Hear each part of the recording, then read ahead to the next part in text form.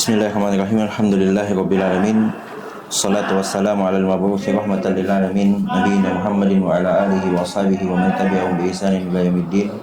Amma ba'd. Alhamdulillah, kembali kita lanjutkan pelajaran kita dalam membaca Tuhfatul Mubtadi fi Syarhil Manzuma Al-Baikuni dalam ilmu mustalah al-hadis yang ditulis oleh Syekh Abdul Hasan Ali bin Ahmad Ar-Razihi hafizahullahu taala, dan kita telah menyelesaikan 22 jenis hadis yang disebutkan oleh Al-Baikuni dalam manzumahnya, dan pada hari ini insyaallah kita akan mengambil jenis hadis yang ke-23, yaitu hadis al-fard.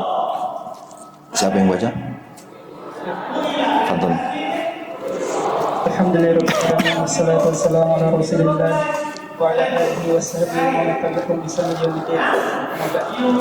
Qala musannif Syekh Abdul Hasan Ali bin Ahmad Ar-Razihi rahimahullahu ta'ala, al-fard intaqala nadhimu ila bayan al-hadith al-fard wa huwa bima'na al-gharib alladhi sabaqa bayanuhu bil qism السابع عشر وهو من الأنواع المهمة إذ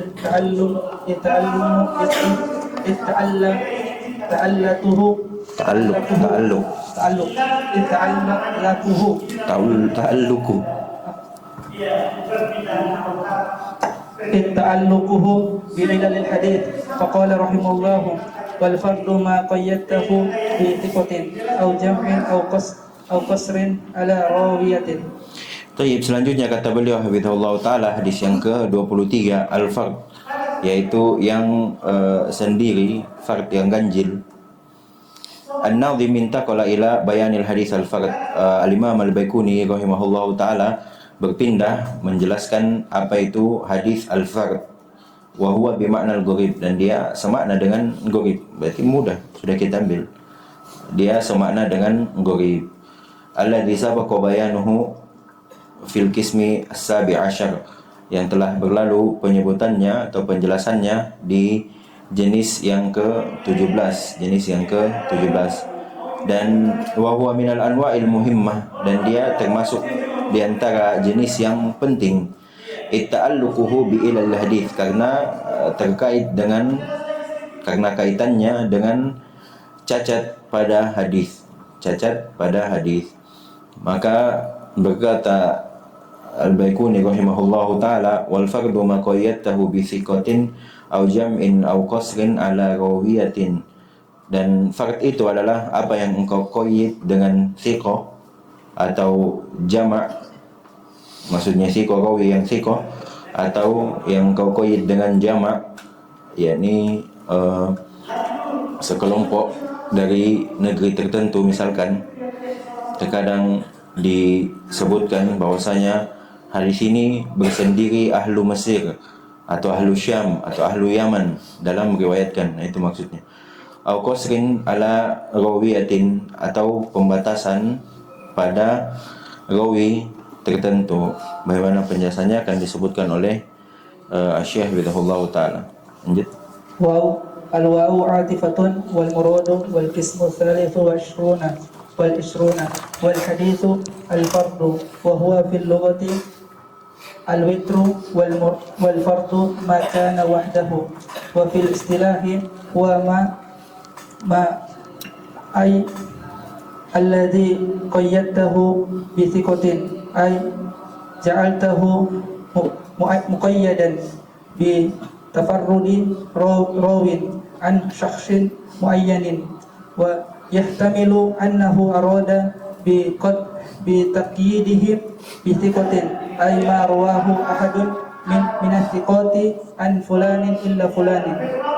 Baik, selanjutnya kata beliau dalam menjelaskan bait syair di atas, waw seperti biasa waw atifah, dia adalah waw ataf, dan yang diinginkan dengannya adalah dan jenis yang ke-23, yaitu hadis al-fard, dan dia secara bahasa artinya adalah al-witr, ganjil.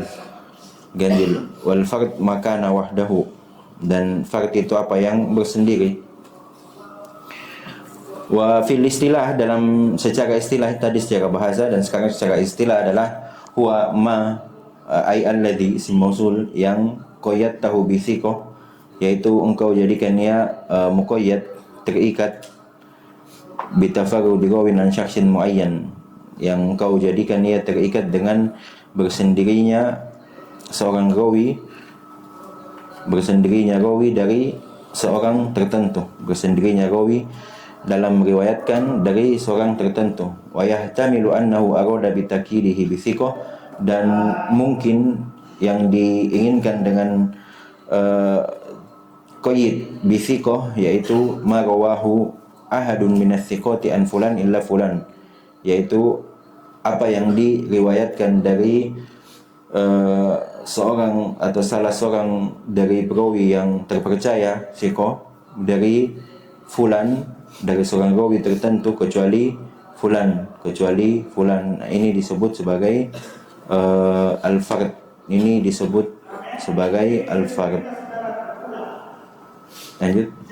هذا نوع يقال له الفرد النسبي وقد يراد به الفرد المطلق ويقال فيه ما رواه عن عبد الله بن عمر غير عبد الله بن دينار هذا مطلق ويقال لا نعلم رواه عن أشعث إلا معمر وهذا نسبي لأنه قد طبع أشعث عليه ولعل الناظم أراد هنا المطلق لأنه سيأتي ما يشير به إلى نسبيه والله أعلم. Baik, selanjutnya kata beliau masih dalam menjelaskan apa yang ada di atas. Kata beliau hada naun yuqalu lahu al-fardun nisbi. Jenis ini dikatakan baginya al-fard an-nisbi. Al-fard an-nisbi yang disebutkan oleh Al-Baiquni di atas tadi. Wa qad yuradu bihi al-fardul mutlaq, dan kadang diinginkan dengannya adalah al-fard al-mutlaq. Al-fard al-mutlaq, maka akan dicontohkan apa itu fard mutlak dan fard nisbi. Fa yuqalu fihi, dikatakan pada sebuah riwayat marwahu, apa yang diriwayatkan dari Abdullah ibn Umar selain dari Abdullah ibn Dinar. Ada mutlak, ini adalah al-fard al-mutlak. Jadi banyak rawi yang meriwayatkan kecuali hanya satu rawi yang tidak meriwayatkan, kecuali satu rawi yang tidak meriwayatkan. Nah, itu disebut sebagai al-fard al-mutlak. Al-fard al-mutlak. Jadi ada seorang guru banyak muridnya. Nah, di antara seorang dari muridnya ini ada yang tidak meriwayatkan dari guru tersebut, maka ia disebut sebagai fard al-mutlaq. Fard al-mutlaq. Wa yuqalu, dan dikatakan la na'lamu, kita tidak ketahui, rawahu an Ash'ath illa Ma'mar, kita tidak ketahui ada yang meriwayatkan dari Ash'ath kecuali Ma'mar, wa hadha nisbi.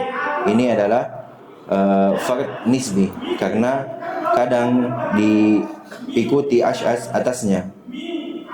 Wala'alla an-nadhim arada huna al-mutlaq, dan mungkin al-Imam Al-Baiquni dalam manzumahnya ini yang diinginkan adalah al-fard al-mutlaq, karena akan datang penjelasannya apa yang disebutkan untuk al-fard an-nisbi, wallahu a'lam. Jadi perbedaan antara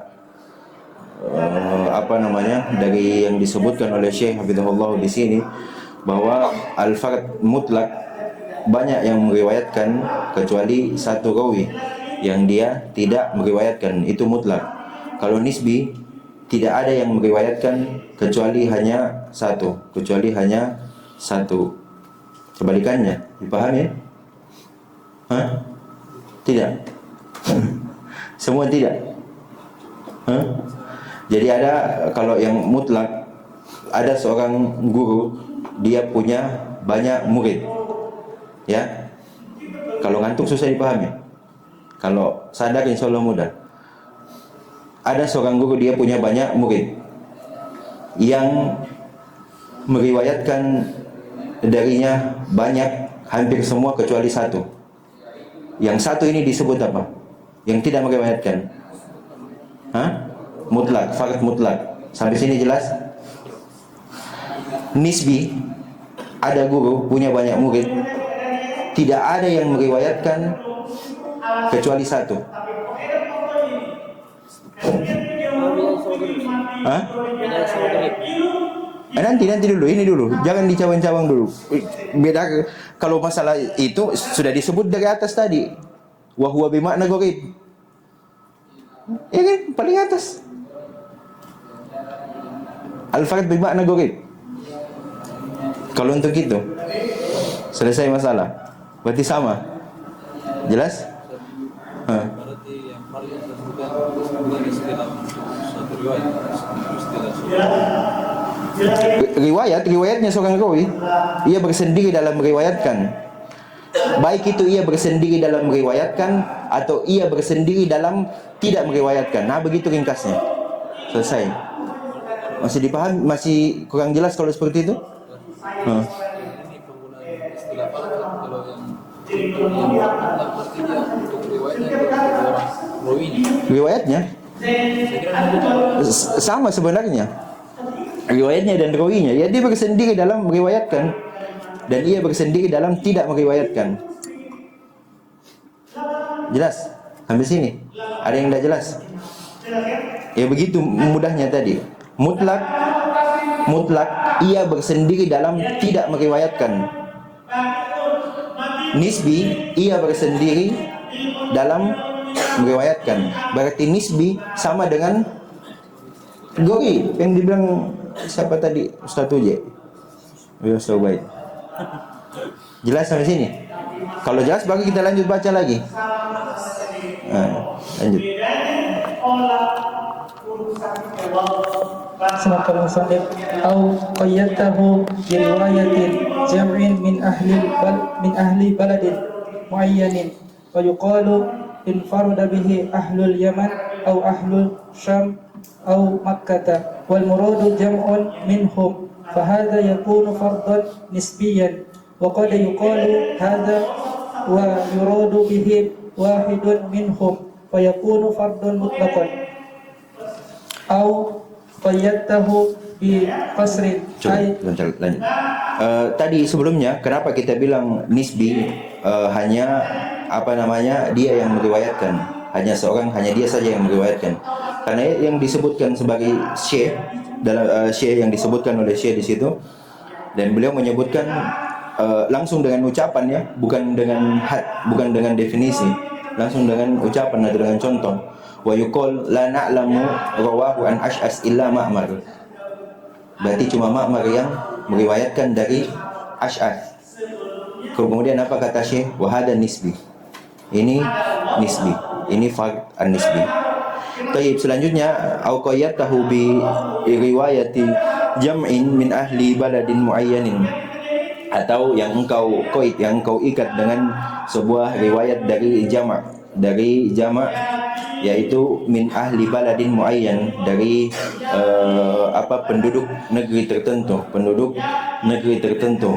Jadi datang sebuah hadis yang diriwayatkan hanya oleh sekelompok dari penduduk negeri tertentu.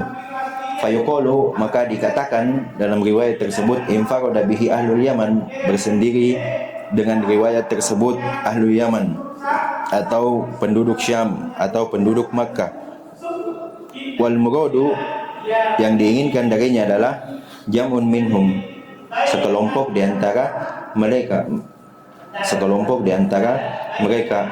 bukan semuanya, sekelompok. Wa hadza yakunu fardan nisbiyan, dan ini bisa disebut sebagai fard nisbi, yaitu dilihat dari negeri tersebut ada sekelompok orang yang meriwayatkannya. Waqad yuqalu hada, dan kadang ini disebutkan dan yang diinginkan darinya adalah salah seorang dari mereka, bukan sekelompok, salah seorang dari mereka, yaitu salah seorang dari penduduk negeri tertentu. Fayakunu fardan mutlaqo, maka dia jadi fard mutlak. Jadi yang untuk jama' ini ditinjau dari ditinjau dari negerinya, ditinjau dari negerinya. Lanjut. ثم قال الشيخ أو قيدته بقصر أي قصرت تفردا على رواية وفي نسخة رواية والمراد على راو معين ولعله قصد به الفرد نسبيا والله أعلم كما سبق الإشارة إلى ذلك فيكون حديث مشهورا من طرق إلا أنه حصل تفرد في بعض طرقه بالنسبة لبعض رواته. Tayyib, selanjutnya kata beliau qayyadtahu bi qasrin ai qasarta bitafarrud, atau engkau qayyid dengan qasar, pembatasan, yaitu ai qasarta at-tafarrud, engkau batasi at-tafarrud ala rawiyah, bersendiri dalam rawinya, au fi nuskha riwayatin, atau dalam nuskha yang lain dia riwayah. Jadi qasrin membatasi sebuah riwayat dari seorang rawi tertentu, dan yang diinginkan adalah ini wal muradu ala rawin muayyan, yang diinginkan adalah rawi tertentu.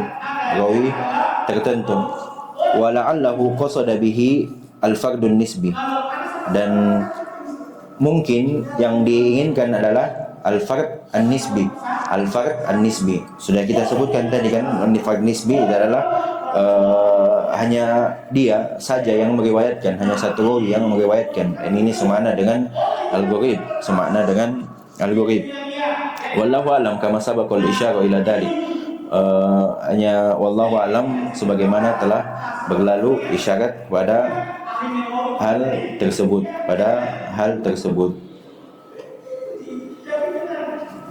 Jadi sampai sini dipahami bahwa yang diinginkan oleh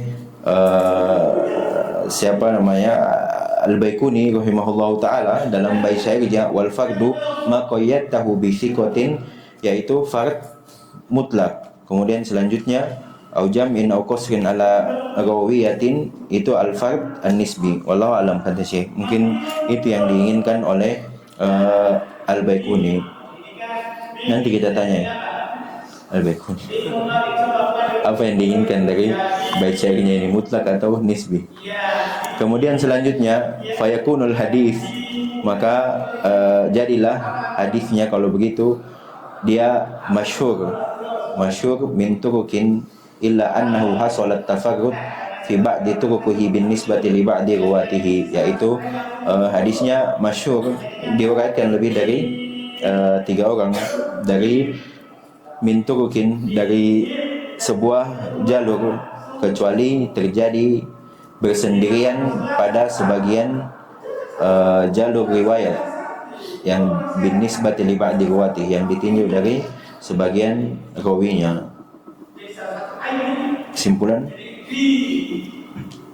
wa hasilu qawli nazim al-fardu ma qayyadtahu bi tafarrudi thiqatin aw jam'in min ahli baladin aw qasarta at-tafarruda ala rawin muayyanin wa tahriruhu annahu qad sabaqa an bayyana fil gharib sabi ashar annahu bima'na al-fardi wa awdahna aqsamahu wa amsalatahu hunaka walhamdulillah wa nubayyinu huna mas'alataini insyaallah.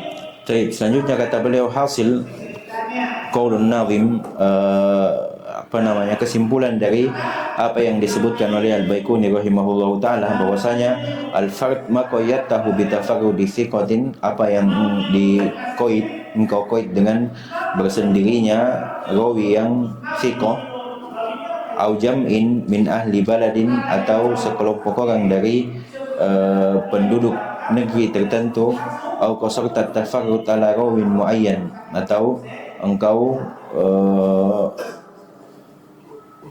batasi bersendirinya seorang rawi tertentu.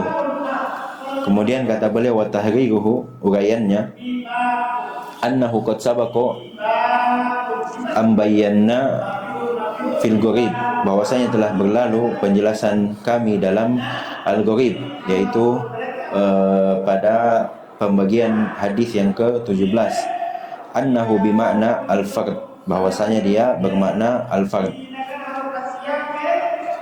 Hadis yang ke-17 halaman 68. Coba lihat apa memang di sana ada disebutkan bahwa ia bermakna al-fard dalam di mana? Tambih. Al-gharib wal fard mutaradifan lughatan wa istilahan. Selesai masalah. Gharib dan fard sinonim, sama, bersamaan, baik itu secara bahasa dan secara istilah. Itu penjelasan yang ingin disebutkan oleh Syekh Abdul Hasan Ali bin Ahmad Ar-Razi hafizahullah taala, bahwasanya telah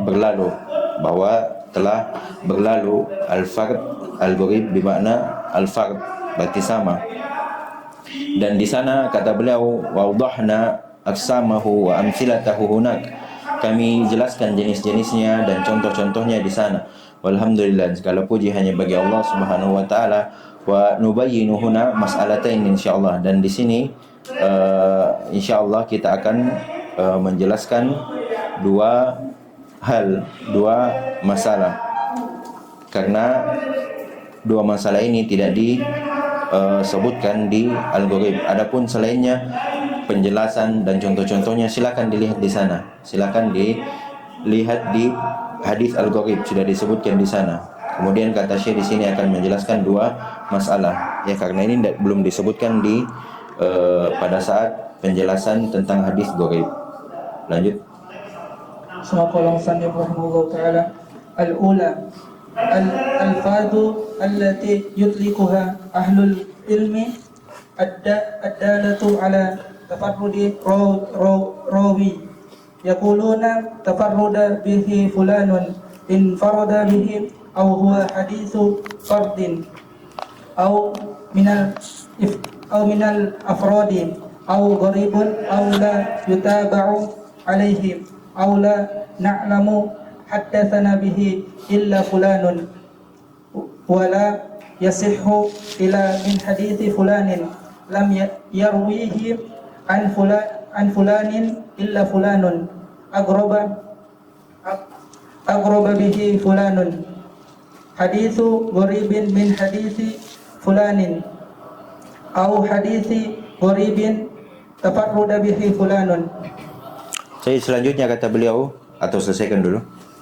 Wa hiya kulluha dalatun ala tafarrudi rawi sawa'un kanat tafarrudan mutlaqan aw tafarrudan nisbiyan, wa qad yutliquna al-hukma al-mabniya ala tafarrudi fayaquluna syadzun aw munkarun aw ghairu mahfuzin aw ghairu ma'rufin aw khata'un aw wahmun aw akhta'a fihi fulanun wa nahwu dzalik.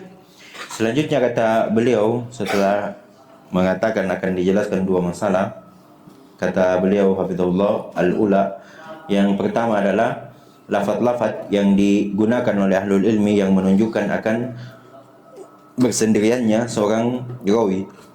Yaqulun, ini istilah-istilah yang berjalan di tengah ahlul ilmi. Mereka berkata tafarrada bihi fulan, infarada bihi huwa hadithun fard minal afrodi au gharib. Ini kan sama. La yutaba alaihi la na'lamu haddatsa bihi illa fulan, tidak mengetahui ada yang meriwayatkan dengannya kecuali fulan. Itu semua fard. La yasihu illa man min hadithi fulan, lam yarwihi an fulan illa fulan, agraba bihi fulan, hadithun gharibun min hadithi fulan, au haditsun gharibun tafarrada bihi fulan. So, semua ini adalah lafaz-lafaz yang digunakan dalam hadis fard atau gharib. Hadis fard atau gharib. Wa hiya kulluha dalatun ala tafarrudir rawi, dan semua itu menunjukkan akan atas semua lafaz di atas itu menunjukkan atas bersendirinya seorang rawi, sawa'un kana tafarrudan mutlaqo atau tafarrudan nisbiyan, sama saja baik itu dia bersendiri secara mutlak atau secara nisbi, semua tetap dikatakan fard. Lafaz-lafaz yang digunakan adalah yang telah disebutkan di atas. Wa qad yutlikuna al-hukm al-mabni 'ala at-tafarrud, dan kadang digunakan hukum al-mabni 'ala at-tafarrud yang dibangun di atas tafarrud, fa yaqulun syad. Ini hukum hadisnya sudah. Hadisnya syad atau mungkar atau ghair mahfud, tidak mahfud, atau ghair ma'ruf, tidak dikenal, au khata' au wahm au akhta'a fihi fulan wa nahwu dzalik, dan semisal dari lafaz-lafaz tersebut. Semua ini dari istilah-istilah yang digunakan atau berjalan di lisan ahlu al-ilm. Lanjut. الثانية فائدة معرفة التفرد. الأصل في إطلاق علماء أعني علماء الحديث والعلل للتفرد للدلالة على القطع الراوي. وفي هذا صنف دارقطني كتابه الغرائب والأفراد. ولهذا قال أبو حاتم يقاس صحة حديث بعدالة ناقليهم، وأن يكون كلاما يصلح أن يكون من كلام نبوة، ويعلم سقمه ونكاره بتفرد من لم تصح عدالته بروايته. Baik, selanjutnya kata beliau yang kedua adalah faidah atau manfaat dari mengenali at-tafarrud,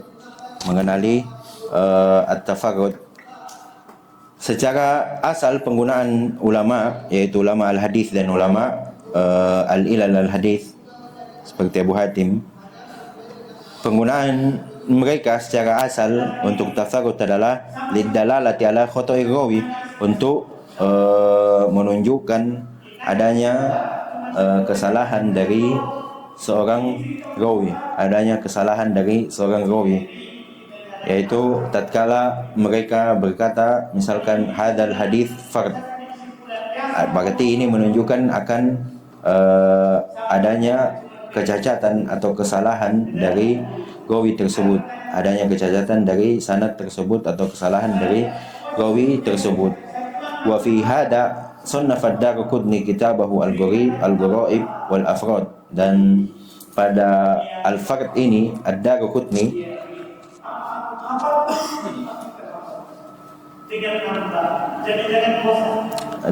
ini kalau tidak salah sama namanya dengan penulis Abdul Hasan Ali ibn Ahmad ad-Daraqutni.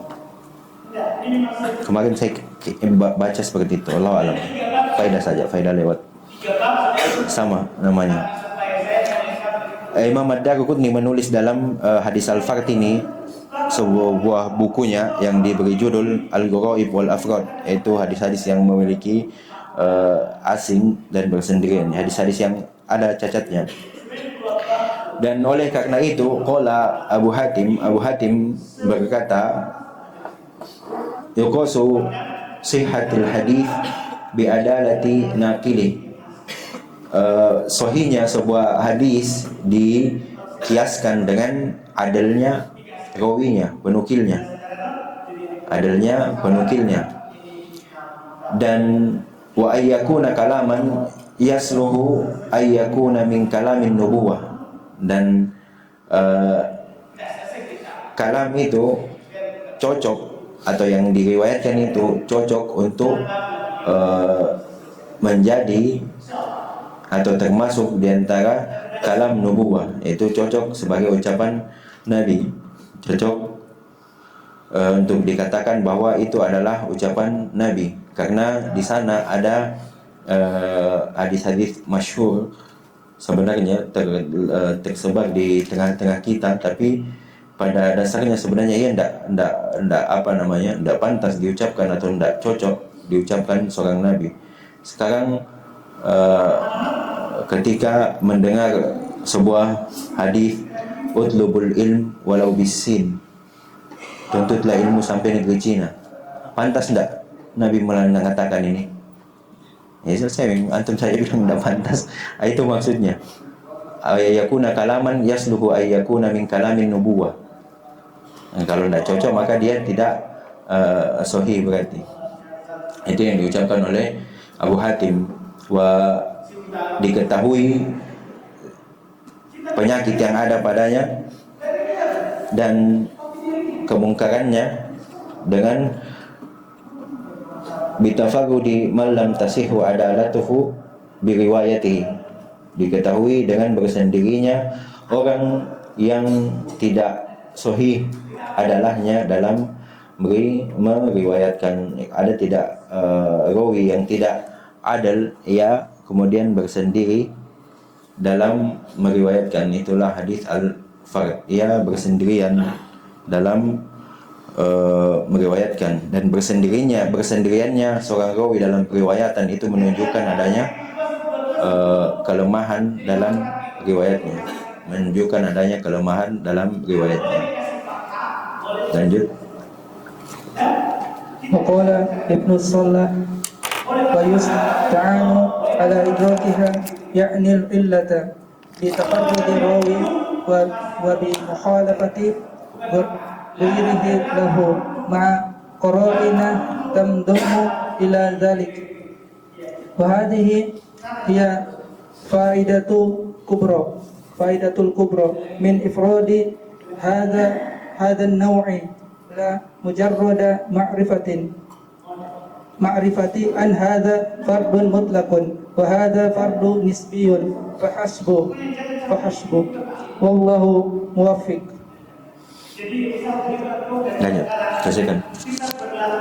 Wal ya'lamit talibu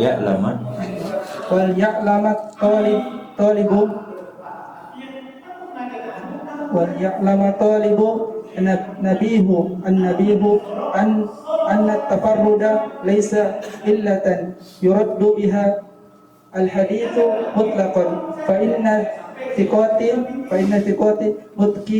mutkinina idza tafarrudu wa lam yusahibhum al-ghalatu fi tafarrudatihim tuqbalu min babis sahih au hasanin wa amthilatuhu dzalika katsiratun.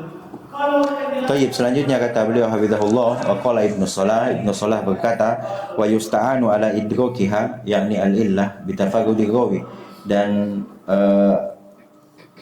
yusta'anu ala idrokiha sebagai penolong untuk mengetahui atau yang membantu kita untuk mengetahui al-illah dalam sebuah hadis, yaitu hal yang membantu kita untuk mengetahui adanya sebuah cacat dalam sebuah riwayat dengan bersendiriannya bitafarudi rawi, itu dengan bersendiriannya seorang rawi. Dengan itu kita terbantu untuk mengetahui bahwasanya ada kecacatan dalam sebuah hadis tersebut. Wa bi mukhalafatihi ghairuhu, dan dengan adanya penyelisihan terhadap selain dari dia, ma'aqara'in bersama dengan adanya qarinah tandumu ila dalik, yang tergabung dalam hal tersebut. Jadi riwayat al-fard itu membantu kita untuk mengetahui adanya cacat dalam sebuah riwayat, Di awal sudah beliau sebutkan bahwasanya dia menjadi hal yang sangat penting karena terkait dengan ilal al-hadis, karena terkait dengan cacat al-hadis. Karena itu akan mempengaruhi nanti apakah bisa dipakai untuk berdalil dan tidak, apakah bisa dibangun di atasnya hukum atau tidak. Maka ini menjadi hal yang penting. Kemudian selanjutnya kata beliau, wa hadhihi al-faidah al-kubra, min afrodi hadan naw. Ini menjadi faidah yang sangat besar dari al-ifrad, yaitu mengetahui bahwasanya di sana ada cacat dalam riwayat tersebut. Itu faedah yang terbesarnya, kata beliau, dari mengetahui adanya al-ifrad, al-fard. La mujarrada ma'rifati anna hada fardun mutlaq wa hada fardun nisbi fahasib wallahul muwaffiq. Katanya tidak cukup itu kita bukan sekadar kita tahu bahwasanya di sana ada fard mutlak, di sana ada fard nisbi, kemudian cukup.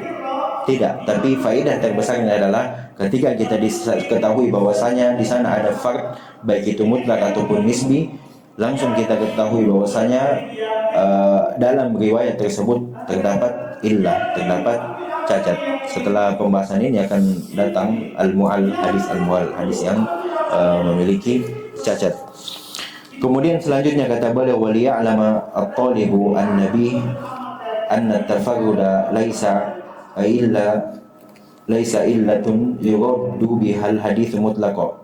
Maksudnya di sini di antara faidah kita mengetahui al-fard, yaitu agar seorang penuntut ilmu an-nabi yang bagus, yang punya perhatian, agar mereka mengetahui bahwasanya bersendirian dalam meriwayatkan bukanlah sebuah alasan yang dengannya hadis itu ditolak secara mutlak.